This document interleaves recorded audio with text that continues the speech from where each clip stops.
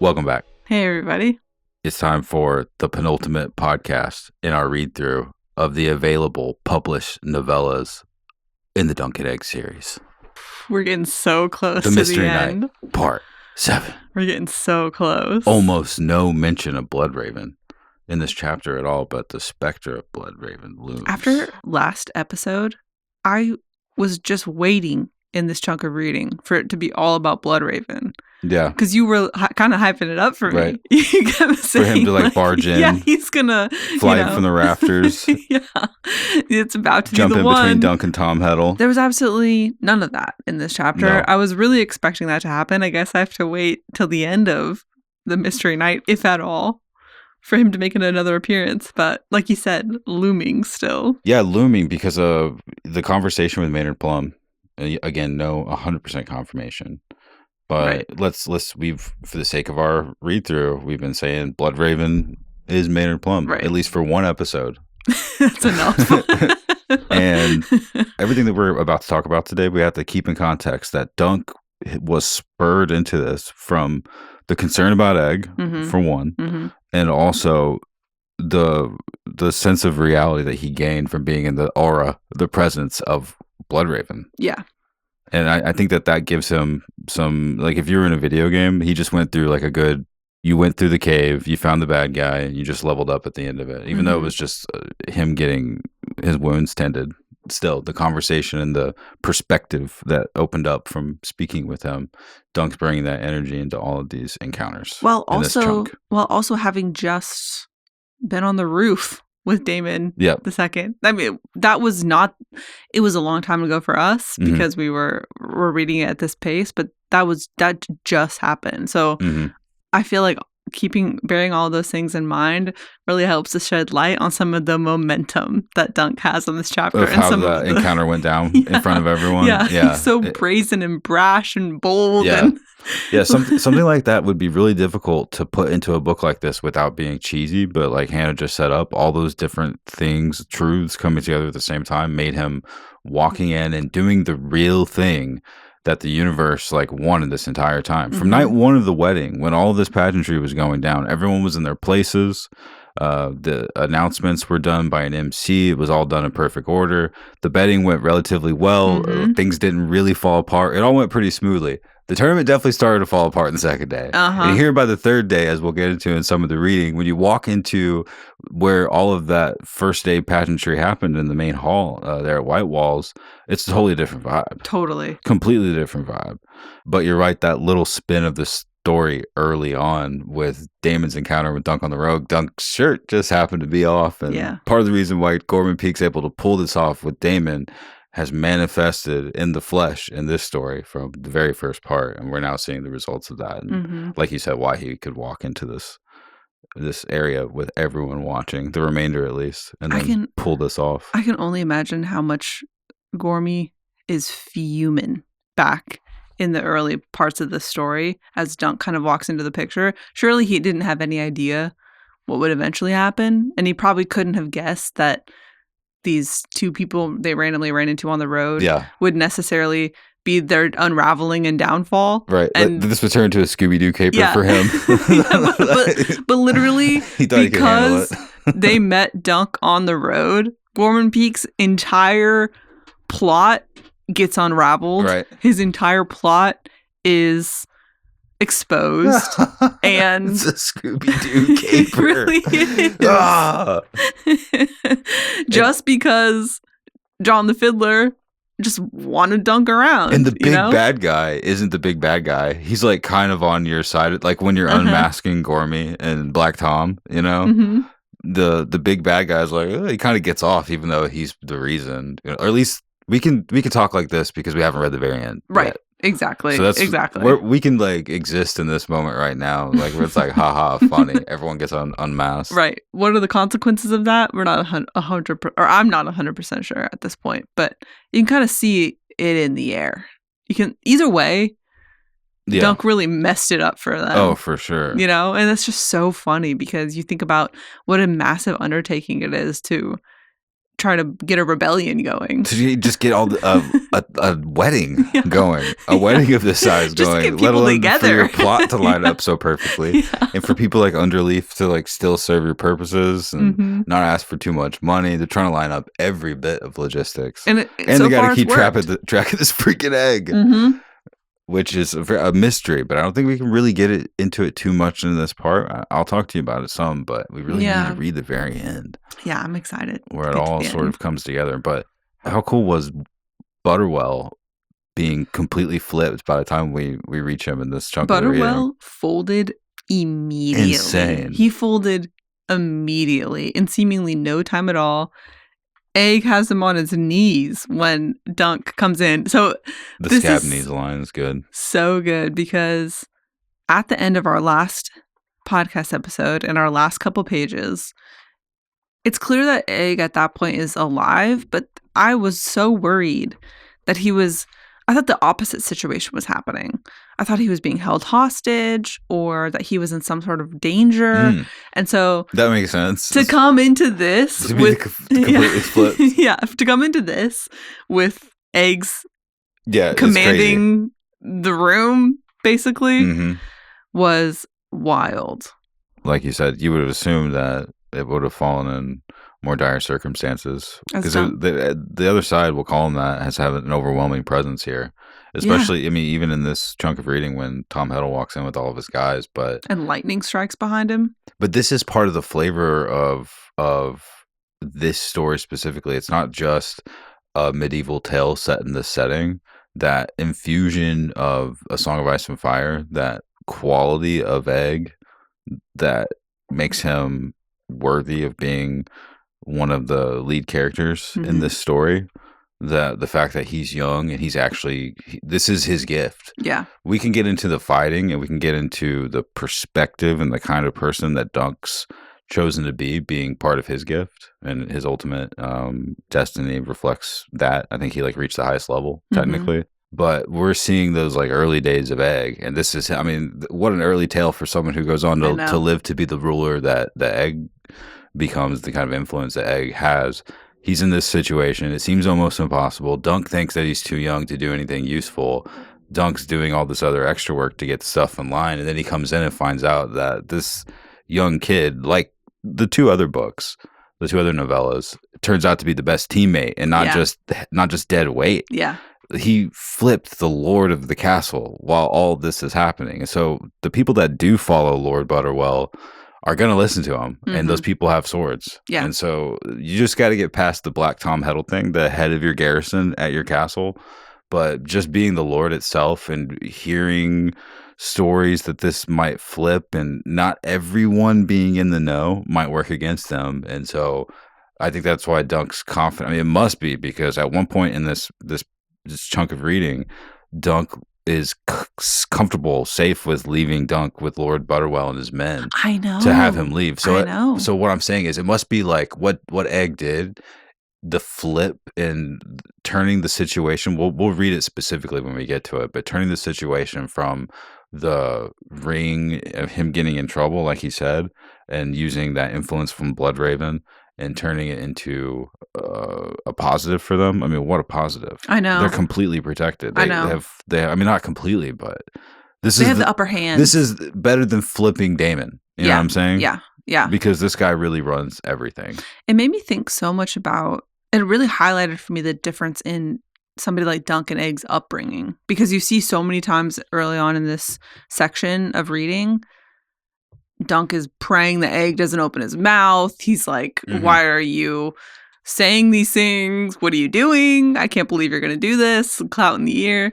Well, Egg feels so confident in his ability, because you think about where Dunk comes from, and if he does open his mouth later on in this chapter, but if he steps out of line his whole life, then it's over for him.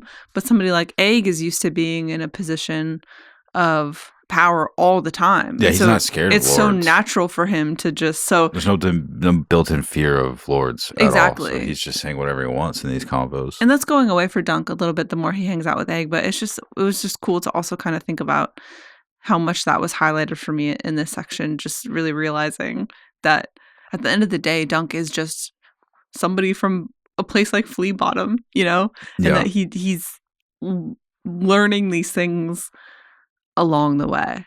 The mixture of all these truths happening, and the humility of him being who he is in this moment, but while the scale of what the flip with Butterwell was with Egg, at one point Dunk says, I needed to confer with my squire for a moment. Butterwell's like, very well. And it's like, by the way, this is also my squire. Yeah. I'm this big goofy guy. The one. I was like the guy that was going to get in trouble, but now he's in charge, but he's also my squire. Right. Like the guy who everybody's kissing his ring basically now. Yeah, that's my squire. Plus he's very tiny and he's got a completely bald head and a very high-pitched voice. But he pulls it off because when he cracks those one-liners, they're sharp. Yes. They're good. So he was able to pull it off. Like he didn't fall apart mid-combo. Although, I mean, I don't think it's anything to pull off anything to Lord Butterwell at this point. He seems like he's just ready to just completely, he's out of here. I guess you're right. He doesn't want any part of this. Yeah. He is just, I mean, we see the chapter art in this section was so good. And maybe some of my favorite for the Mystery Night. That's Lord Butterwell. Yeah. Just look on his face is just so good. He's like looking around to see what's going on around him. He looks scared. He looks dejected. He looks to see if maybe there's an opportunity for him to get out of here. I mean, it's such a great representation of the mood that's going on in the sept that they're in right now. And so it's just so great how quickly he folds, how quickly he says he blames it on everybody but himself. He's like, this is all Gorman Peak's idea.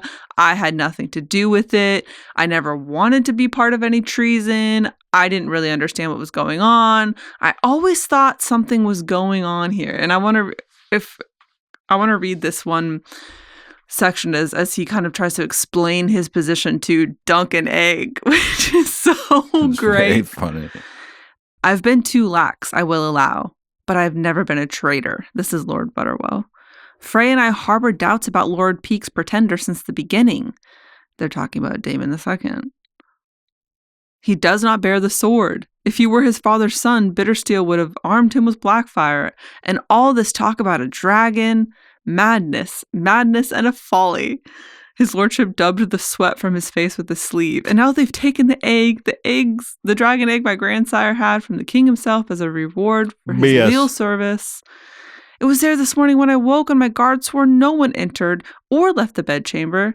It may be that Lord Peak bought them. I cannot say, but the egg is gone. They must have it, or else.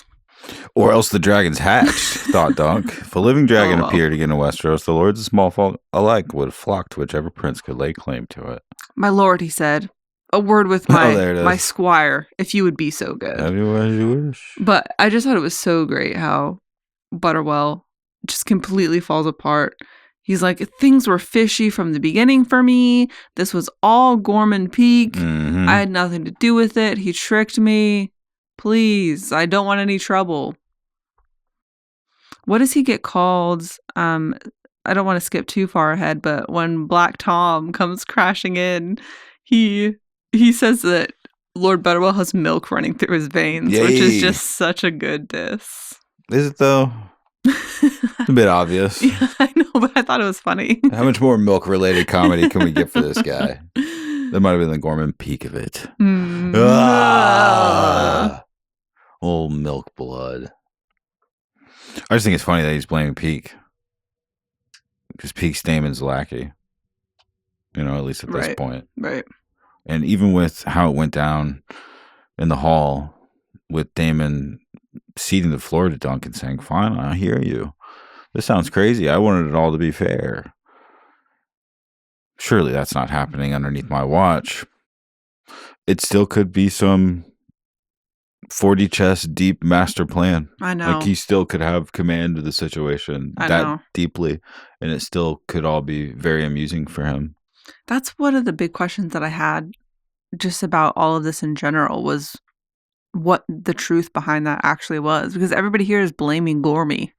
Well, as it's starting to unravel in this part, as you were saying at the start, it starts to feel more human. Like the scowls on Gormy's face stick out more, and you realize that it was just that bad guy at the end of the Scooby-Doo caper. Yeah. That had these greedy machinations and saw opportunity and like was patient enough to try to pull it off at this point. But like you said, like, is that himself kind of seizing the opportunity? And, you know, he's been involved since the last rebellion, and he sees the opportunity and he takes it and tries to convince Damon that this is something that they should do and plants the seeds and this is his whole grand scheme.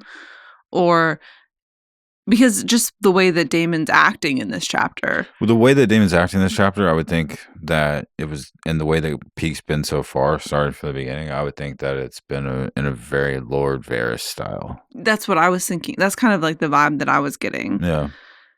As well. Just very much pulling the strings while Damon seems to be just having a good time hanging out. And Black Tom has been there for the milk blood portion of it, Lord Butterwell. They've just got this figurehead basically who is strong enough and charismatic enough and hot enough to be and silly somebody enough not to see what's happening, not to care too much, arrogant enough to let his sergeants take some of the spoils in the way that they see fit, smart enough to know that his sergeants are tricking him in some way, but again, doesn't self-confident enough to know that it's not that much of a cost. Yeah, totally. But I don't know if he at this point fully realizes how much it's all coming to a head, and if he does and he's still acting this way and it's all part of his plan, we'll see. Then he's actually, he's that fiddler, you know, from the beginning of the story, because that would be super impressive too. But it's seeming very human, like I said, those scowls on Gormy's face poking through, things like that. I really wanted to read so much more during our talk today because there's so many great quotes from the beginning chunk of this, but also even during some of these action sequences. But I'm getting caught up in so much of this convo, so I'm trying to balance it as much as possible. I'm going to go back to some of these pages and see if we left anything out. If you take a look, we highlighted 80% of the chunk of reading. Basically 80% of it. Here's a spoiler from one of my own that I'm going to do later. Who cares? I'm going to clout you in the ear so hard your head will turn backwards and you'll spend the rest of your life looking where you've been. That's when he finally finds him. Yeah. I'm just glad that situation flipped in the right way. Me too. It could have been so bad. You must have some loyal guardsmen. So my question here too. Will get us killed. Egg says, I knew I was in trouble when the maester showed Lord Butterwell my ring. I thought about saying I'd stolen it, but I didn't think he would believe me. Did Egg get his letter off to his dad? I guess we don't know yet, but that was a question that I had. One, how did they figure out who he was in there? Is it because he was trying to send that letter? That they were like, who is this kid? Trying to like reach out to one of the most important people in the land. And two, if he got that letter off. But I guess either way, if he got the word out and the letter off, does that mean that everything that's happening here is about to be halted in its tracks? It's possible. Was one of my questions. But also, if Maynard Plum is blood red, I was gonna say if he's here, it doesn't matter. Don't really matter at all. It doesn't really matter. You're right. You're right. So I was just thinking about that. I love Egg's reaction too. If we can go back one more, I love Egg's explanation of how it all goes down and kind of why he put himself in this situation after he gets captured in whatever way. I'm going to read it. He says, I knew I was in trouble when the maester showed Lord Butterwell my ring. I thought about saying I'd stolen it, but I didn't think he would believe me. Then I remembered this one time I heard my father talking about something Lord Bloodraven said, about how it was better to be frightening than frightened. So I told them that my father had sent us here to spy for him, and he was on his way here with an army, that his lordship had best release me and give up this treason, or it would mean his head. Yeah. He smiled a shy smile. It worked better than I thought it would, sir. Yeah, no kidding. Let me look at this. Yeah. He's holding That's court. So good. Lord Frey also pieced the heck out of this situation. Yeah, he did. He did. With little Walder. Yeah. Unless little Walder left at a different time. Returning to the twins forthwith. That's just such a good illustration of Egg. I'm trying to find words to express how cool it is. I think that Egg had such a glittering use in this tale. I know. You know, that it all came together in the right way. Because for a while there, he was really just on the outs. Mm-hmm. But what a way to come back and flourish it. And I think that that's going to be really cool to see adapted. Because That's what I was thinking about, he's going to have to have some pretty good lines. Yeah, his personality, I feel like, really shines through. Especially when he's in control of grown-ups. Yes. And he's actually talking, like, not from the side, Yeah. but he's fully being the person that he is, like, from the hip. Okay, so Heddle bursts in with his guys, right? They've got way too many dudes. We do have one guy on our team that's worth a lot of dudes. I like sort of figuratively because he's the lord of the castle technically, and so he walks in and we're not totally lost. Some people might turn, and thank God it turns out to be basically one-on-one trial by battle to see how this goes down. And it's probably how it would be for Butterwell too. Like if Dunk was dead, he'd be like, "All right, F you, kid. Yeah, give me that ring." Yes, I think so. We're gonna cover up your death. You were actually never here. He'll go any way that serves him best. Whole voice comes in. None of us in Booker lending our reins. We are undone. Lord Frey's gone. The fall Prince Micah. They're coming with an army. All the more reason to take the boys a hostage. That's actually a good plan. If it is actually all falling apart. Yeah. Behind me, Egg. Put up your shield, both of you. I'll have no bloodshed. We forgot to mention how cool the sept is right now. I know. And how interestingly GRM set up how many different offerings were in front of which of the gods. And the stranger's going to play an interesting part. But so far, there was only one candle. And I have a theory that Black Tom was the one who lit that one candle. Oh, if he was to light one at all. Yeah, interesting. Or at least the one that was lit was put to the energy of Black Tom. Well, also, it's storming outside. And so there's literal lightning flashing outside as he bursts through the doors. Oh, and so we've got the ambiance is primed for a crazy battle. And I really think that the illustration of Black Tom barreling in that's is cool. So good. It was cool. so good. This is a stressful moment, though, because Dunk at his best, no problem. Thick as a castle wall. He's got this. But he's severely injured at this point.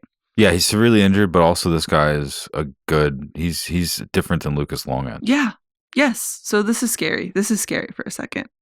The bandage cut behind his shield arm sent a jolt of pain. He's on the outs at the beginning of this fight. I'm better with a sword, Dunk warned him. I can't wait till they pull that line off on the show. Yes. Nah, they'll get it. It'll be answered. flourished. It'll be a purr. Well, especially because we're going to be in season 3 at this point. Yeah. So we'll have weight behind that because we'll know. Heddle answered with a snort and charged. "You're no knight," said Black Tom. That's so good and classic. "You're no knight," said Black Tom. "Are those tears in your eyes?" Oh. So what? I'm crying. I'm barely 20. Black Tom stumbled backwards, yet somehow kept his balance. Dunk bulled right after him, smashing him with a shield again and again, using his size and strength to knock Heddle halfway across the sept. Then he swung the shield aside and slashed out with his longsword, and Heddle screamed as the steel bit through wool and muscle deep into his thigh. His own sword swung wildly, but the blow was desperate and clumsy. Dunk let his shield take it one more time and put all of his weight into the answer. Black Tom reeled a step back and stared down in horror at his forearm flopping on the floor beneath the stranger's altar. Yuck. "You," he gasped. You, I told you." Dunk stabbed him through the throat. "I'm better with the sword." Yes. Thunder clasps, lightning clashes. Two of the men-at-arms fled back into the rain as a pool of blood spread out from Black Tom's body. I'm going to add feeding the stranger's statue. The other, it could be written better. We'll shop it. The others clutched their spears and hesitated, casting wary glances toward Dunk as they waited for their lord to speak. I love when Butterwell finally speaks. "This was ill done," he finally managed. This was ill done. He's like stuttering. He turned to Dunk and Egg. "We must be gone from White Walls before these two bring word to Gorman Peak. He has more friends amongst the guests than I do." He's freaking out. "The postern gate in the north wall. We'll slip out there. Come, we must make haste." Dunk slammed his sword into the scabbard. "Egg, go with Lord Butterwell." Oh my God, I can't believe it's happening.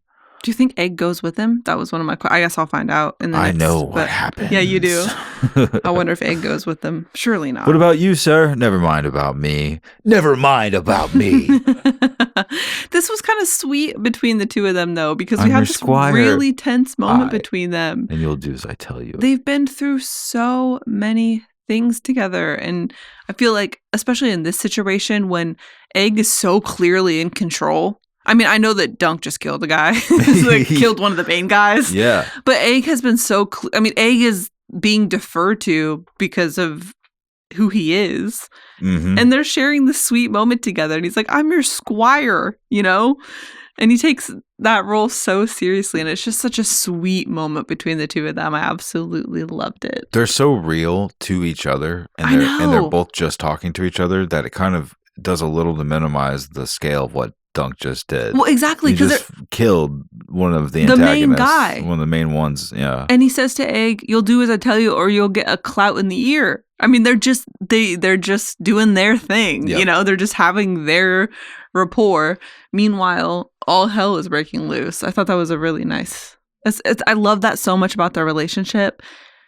And not to talk too much about the TV series, but it seems like, and I hope that we are getting glimmers of that bond. Mm-hmm. And I'm hoping that translates on the screen in the way that we're thinking that it will, because so much of the story rests on that translating over in that way. Because if they aren't that dialed in with each other, then it feels kind of silly, you know? But because it's so real, you can't help but feel completely warmed by their dynamic. And if they pull that off, that'll be really impressive. It's going to be incredible. And, you know, based on how they talk about each other and kind of the stuff that they're doing, it seems like all signs are pointing in that direction. But at the very least, they know what they're trying to do. Yeah. Like it seems like they've laid the foundation for it.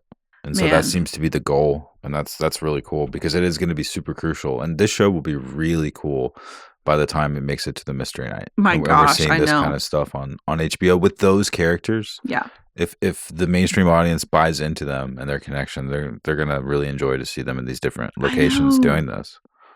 It's so and then cool. Coming back to this vibe, you know, and hearing some of those lines repeated from the Hedge Knight. Yeah. Get him, he's right there. Wow.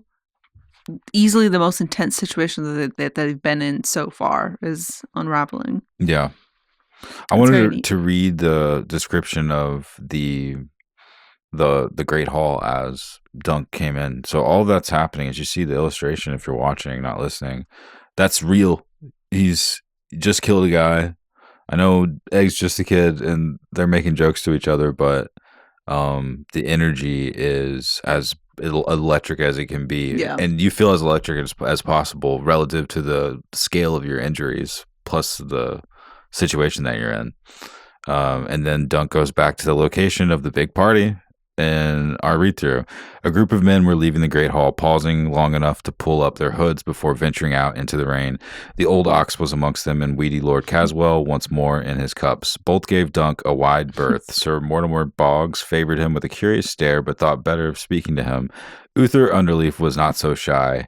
You come late to the feast, sir, he said as he was pulling on his gloves, and I see you wear a sword again. You'll have your ransom for it, if that's all that concerns you. Dunk left his battered shield behind and then draped his cloak across his wounded arm to hide the blood. Unless I die, then you have my leave to loot my corpse. Sir Uther laughed. Is that gallantry I smell, or just stupidity? The two scents are much alike, as I recall. It is not too late to accept my offer, sir. This carrying the vibe of like a last farewell. Yeah. At the old place where we've been, but it reminds me of the Big Brother house. It's like famous last words at the end of this one small pressure cooker that everyone's been a part of. It is later than you think, Dunk warned him. He did not wait for Underleaf to answer, but pushed past him through the double doors. The great hall smelled of ale and smoke and wet wool. In the gallery above, a few musicians played softly. Laughter echoed from the high tables where Sir Kirby Plum and Sir Lucas Nayland were playing a drinking game. Up on the dais, Lord Peak was speaking earnestly with Lord Costain, where Ambrose Butterwell's new bride sat abandoned in her new seat. Down below the salt, Dunk found Sir Kyle drowning his woes in Lord Butterwell's ale. His trencher was filled with thick stew made with food left over from the night before. A bowl of brown, they called such fare in the pot shops of King's Landing. Sir Kyle plainly had no stomach for it. Untouched, the stew had grown cold, and a film of grease glistened atop the brown. So he's about to talk to Kyle, and then he's about to step forward and talk to everyone, right? Yeah. But what Day 3 of a convention. That's all it is. It's Day 1,000% that. 3. Yes. He's walking in. Yes. And like I was saying before, it feels to me like this truth about the whole situation with Gormy being up there and with Butterwell hosting this whole thing and with Damon being the fiddler where he's pretending, but he's openly being called different names, and he's moving freely from the top to sit below the salt. And he's really showing off amongst all of this. Yeah. And clearly, like, something's afoot, and we're all sort of pretending, and yet we're pulling it off. I don't feel like the universe really liked that too much. No. And so the truth was always going to happen. And so in this third day, the truth is just a little bit closer to being a thing. Like, the wheels have, like, gotten a little bit more jiggly. And, you know, it's like day 3 of the con. Everyone has a little bit of a headache, you know? It's just like... You can see the oil glistening on the top of the bowl of soup. Yeah. Hey, Kyle, what's up? It's so great. And Kyle's like, yo, what have you been through? I literally died almost twice today. That's the thing. When we get to Kyle here in this moment, I felt such a huge wave of relief rush over me. Just seeing him there with a bowl of brown. Yeah. It just felt like, oh my gosh. Up for a sec. We're back with one of our boys who's just here to hang out. I'm going to do something crazy, but I'm going to pull up for a sec. First, I'm going to take a second and hang out with one of my main guys here. Yep. One of my, this random group of friends I ended up in at this convention. Classic. How it happens. Little did they know I'm in with the main guys. But, I killed one of them. Yeah. The debrief, it's like a Sunday morning at a con. It's so good. I just really liked that we took this moment to spend some time with Sir Kyle. But I also want to call out the Sir Uther describes Dunk better than anybody else on planet Earth has ever described him, saying, "Is that gallantry I smell or just stupidity? The 2 cents are much alike as I recall." I feel like that he read him so hard right here, and that is the best description of Dunk that I can think of right here near the end of the mystery night. I absolutely loved that read. And the universe is still giving him a trapdoor. Yes. If he doesn't want to do it. Exactly. He's like, dude, we can make a ton of money. Just walk away right now. We'll be friends. He's be pulling fine. On his glove. Mm-hmm. No, but Dunk continues that gallantry and stupidity, and he barrels in. I keep saying that, but he rolls into this party. He just has like so much tenacity, you know? Yeah, because all the reality. The last time he was in this room, he was hiding Egg's identity to everyone, but now Egg's telling the lord of the castle what to do. And he killed someone. And he killed a guy. The main guy. He chopped off his forearm. And it's wriggling on the ground. And he almost died. Blood everywhere. Yeah. And the main guy here is hitting on him. That's so it's true. Just like, who cares? Yeah, exactly. So I feel like he's making all things right in the universe. What happens next? And it's in such a crazy way to do it when you really think about the scale of the context. Because like that's what it was at the wedding feast, at the party. Yeah. Like imagine if someone would have stood up and peed on the tables mid-speech. That's basically what Dunk is doing right now. That is it. And it's really dangerous because the vibe of the third day, like you never know what anyone's going to say, dude. Like anything could be said right now. It could pop off in any direction, but he's got nothing left. And like I said, now the truth about Egg is revealed. So what else do we have left to lose? We know he's safe. Your Grace, he called. A few men on the nearby benches put down their spoons, broke off their conversations, and turned to look at him. Your Grace, Dunk said again, more loudly. He strode up to the mirrorish carpet towards the dais. Damon. He calls him by his name. Now half the hall grew quiet. At the high table, the man who'd called himself the fiddler turned to smile at him. It's like he just said Hitler out loud in the room, basically. They're like, hush. Yeah, exactly. But what a blessing that Damon, John the Fiddler, has a crush on us. You know? What an absolute blessing. Otherwise, this would not have gone down. And plus, he's got to handle all the other guys, too. So, of course, he's going to smile. Of course. He's playing a dangerous game right now. That's why he asked him, are you drunk? Oh, my gosh. It's so good. He had donned a purple tunic for the feast, Dunk saw. Purple to bring out the color of his eyes. Sir Duncan, I'm pleased that you're with us. What would you have him? Is that an unfair voice for the fiddler, do you think? Yes. It needs to be a little deeper. Okay. Because in my mind, John the Fiddler is like a true hottie. You know? Yeah, he must has to be hot. Yeah. He's like so handsome in my mind. Justice, said Dunk, for Glendon Ball. Yes. The name, he sounds like a Pokemon trainer, by the way. Yeah. The name echoed off the walls, and for half a heartbeat, it was as if every man, woman, and boy in the hall turned to stone. Then Lord Costain slammed a fist upon the table and shouted, "It's death that one deserves, not justice." A dozen other voices echoed his, and Sir Harbert Page declared, "He's bastard born. All bastards are thieves or worse. Blood will tell." I want to cheer at the top of my lungs in this next moment. For a moment, Dunk despaired. "I am alone here." But then Sir Kyle the Cat pushed himself to his feet, saying only slightly, "The boy may be a bastard." Hold on, he's more messed up than that. Swaying on, yeah. "The boy may be a bastard, but my lords, but he's Fireball's bastard." It's like Sir Harbert said, blood will tell. Yes. Justice for Sir Glendon Ball. Can we think about this adapted? Him standing up in the middle of the hall? I know. Because they're going to shoot the hell out of that party, right? Yes. And then we're going to be right in the same room as the party. It's going to be, you know, we're going to feel they're going to establish all the different nooks and crannies where people are. Whenever he starts to speak, people are going to be poking out, you know, like little owls out of their little cubby holes that like haven't been paying attention. He's basically going to have another speech like he's going to do at the end of season 1. Are there no true knights among you? And he's calling out, you know, Daemon II. No big deal. And his friend stands up there next to him. Yeah. On this, what was kind of an inside joke between all of them that, you know, Ball wouldn't shut up about the fact that he was Fireball's son. Everyone's like, or bastard. Everyone's like, really? But now, Duncan, Kyle, that's their main Kyle's theme. Like, that is Fireball's bastard. Right. Around the fire, I wasn't too sure. Yes, but put some respect on his name. Yeah, he fought. You guys took him out of the tournament unfairly because you can't beat him. Daemon frowned. "No one honors Fireball more than I..." Oh, that works. "No one honors Fireball more than I do," he said. "I will not believe this false knight as his seed. He stole the dragon's egg and slew 3 good men in the doing." "He stole nothing and killed no one," Dunk insisted. "If 3 men were slain, look elsewhere for their killer. Your grace knows as well as I that Sir Glendon was in the yard all day riding one tilt after the other." Aye, Daemon admitted. "I wondered at that myself, but the dragon's egg was found amongst his things." Founced. "Was it? Where is it now?"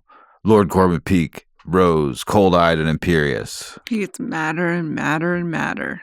"Safe and well guarded. And why is that any concern of yours, sir?"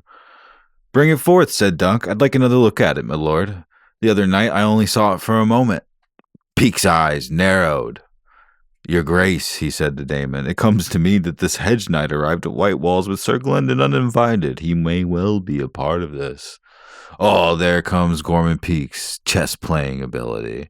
He's going to flip it out on him. You know, he's like, "You know what? Actually, you should be in shackles because I think you were part of it being stolen." He's good. Pretty smart plan. He's good. Dunk ignored that. "Your grace, the dragon's egg that Lord Peak found amongst Sir Glendon's things was the one that he placed there. Let him bring it forth if he can. Examine it yourself. I wager you it's no more than painted stone."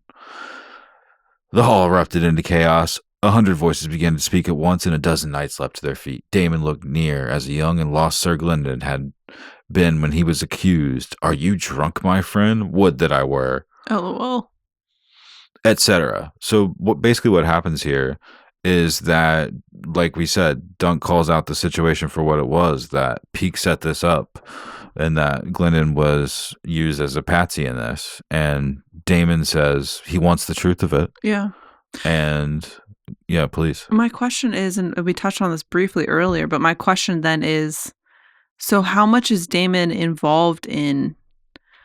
I just have questions about the whole thing, because Umbrella is kind of toppling in on itself, particularly here in this conversation, because you see Gormy, in my mind, his face is getting redder and he's shifting in his seat, you know, just very subtle signs that as a reader we would see that things are kind of falling apart. And, you know, Damon's just having a good time and he's kind of like still has like this swagger about him. He's like, yeah, let's figure it out. So my question is, if Daemon already knows this, then he's triple playing everybody very well. And he's just throwing Gorman Peak under the bus because there's no point to do anything but that, because he's more powerful and has more resources than anybody else in the land. So he can, no problem, blame Gorman Peak, because what is he going to do with him, you know? So that's one scenario. But the way I see all of this is the other scenario we were talking about, which is Gorman Peak had this plan and he's in possession of the egg and he took it because he either really believes in this like dream that Daemon was having, or he just wants to be the guy in this scenario and have the upper hand. So he knows where the egg truly is. He took it. He's trying to propel this thing forward that John the Fiddler wins this tournament so that they can use this as a ruse to incite this rebellion. And that Damon is just kind of along for the ride. And that he doesn't know that he was supposed to win and that he was set up to win. And that he doesn't know how big of a deal this is, which surely he does. But it just seems to me like he's just the hot guy on the horse, as we were kind of talking about last episode. And Gorman Peak is the one who's actually pushing his narrative forward. And that Damon actually didn't know about this piece, right? I mean, yeah, it seems that he genuinely doesn't know. Yeah, like it seems like, and maybe like you're saying, he's playing like 4D chess. It could be. But it's potential, but I just don't think so. For the sake of the conversation today, I think it's safe to say that he doesn't know, and that you're right about Gormy. And Black Tom was doing the same thing with Butterwell here. You know, the more evil guy using the more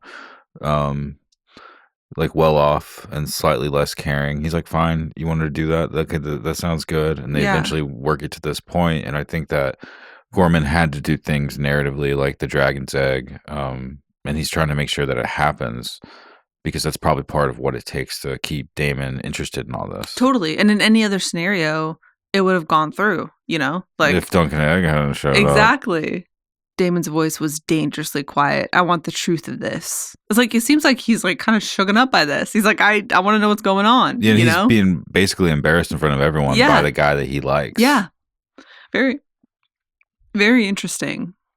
Yeah, no, it's an interesting mix up of things, right? It's like you didn't expect it to be this emotionally charged, this like humanly relationshiply charged. Like I was saying earlier, it's not just a medieval caper that's happening at a joust. It's like there's all this meaning associated between these people. Totally. And last episode, when it was revealed to me who all these people actually were, and we confirmed that, I don't remember exactly because my opinion has been colored by rereading this again, but it seemed to me like the plot was a little more firm, that like they were a team, and that they were really together, and like they really wanted to do this. But that's why it had been, because everything had been working so well leading up to this. But when in reality it was just a castle of toothpicks that took a breath from somebody like Dunk looking in the wrong direction to completely topple the whole thing. Yeah.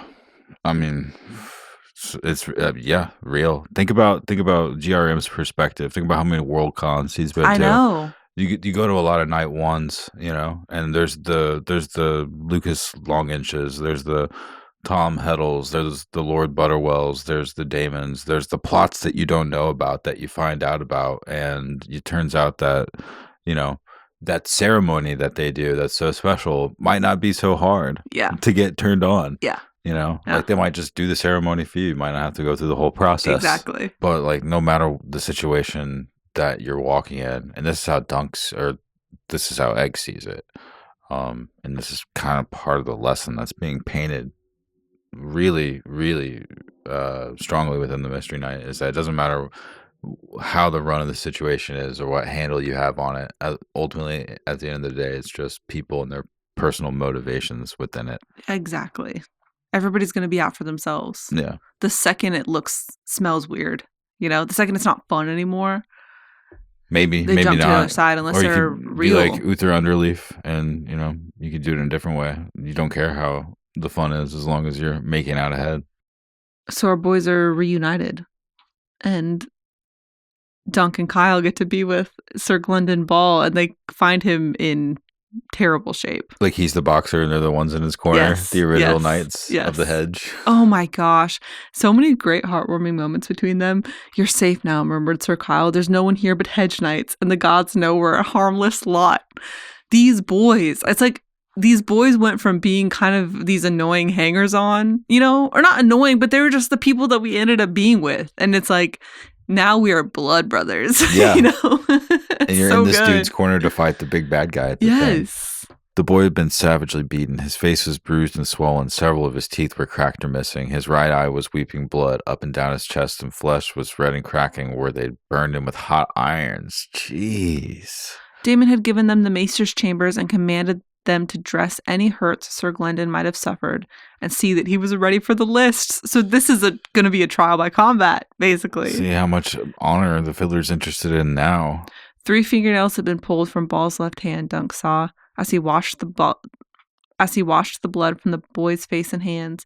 That worried him more than all the rest. Can you hold a lance? A lance? Blood and spit dribbled from Sir Glendon's mouth when he tried to speak. Do I have all my fingers? 10, said Dunk, but only 7 fingernails. Ball nodded. Black Tom was going to cut my fingers off, but he was called away. LOL. Is it him that I'm going to fight? No, I killed him. That made him smile. Someone had to. What a heartwarming moment between our boys at the end, and we are going to find out once and for all if Glendon Ball is actually Fireball's bastard. That's is he true. the guy he's been saying he My is? My father died for this. I would have been his man, and gladly. I would have fought for him, killed for him, died for him, but I could not lose for him. He turned his head and spat out a broken tooth. Could I have a cup of wine? Sir Kyle, get the wineskin. Get the wineskin. The boy drank long and deep, then wiped his mouth. Look at me. I'm shaking like a girl. Dunk frowned. Can you still sit a horse? Read it. Help me wash and bring me my shield and lance and saddle, Sir Glendon said, and you will see what I can do. Yeah! This is so exciting. I mean, obviously I can't root for Damon in this scenario. And Sir Glendon Ball for life. He is Fireball's bastard, proven true. No, never doubted it once. I never doubted it once before. I'm fully on his side. I don't know, when the story got revealed about, I was like, I don't know. But maybe we'll see how this fight goes. No, I completely doubt it. I'm with you with the energy, though, about, okay. Oh, I thought he was lying for sure, honestly, but now I'm on his Fireball, side. This is Fireball's son. That's what I'm saying. That's what I'm saying. This is his real son. He was actually naturalized. Yeah, that's what I'm saying. Out of sept. Let's see what he can do. Small full present. There was a dragon there, too. The dragon cried. I am so excited to see this come to fruition. I want to see it adapted. So excited to see it, adapted. I'm so excited to see just the Hedge Knights prevail and rule over all. Hedge Knights to accidentally uncover the plot of the Second Blackfire Rebellion, which there may be more to come on that. We can talk about it at the end of the episode, but as somebody who didn't know what it was, it always felt like this big, looming, scary, stressful thing. Right. But really, it was just a party that everybody was at. I think. We'll see. I don't know what happens, but we only have 20 pages left, so surely, I don't know, you can't say anything to me. A lot can happen in 20 pages. Man, it's great. All right, well, that's it for the Mystery Night Part 7. We're going to do our owns. You guys remember those? Owns. Get used to it, because it's about to be the season of owns, and we're doing these every Sunday night so for close. The Hedge Knight. Sorry, the Night of the Seven Kingdoms. I'll do my own first because it really just ties into what we've been talking about.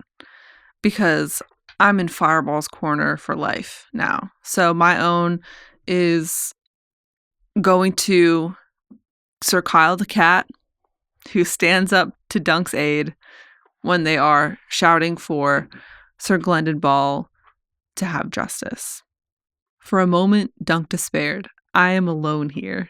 But then Sir Kyle the Cat pushed himself to his feet, swaying only slightly. The boy may be a bastard, my lords, but he's Fireball's bastard.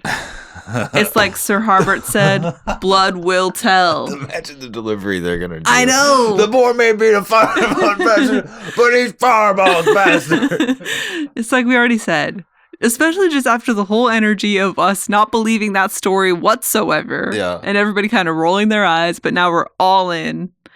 And that's my own. So until we read the last part of this story, I am fully in Fireball's corner. Fireball's bastard's corner. First own.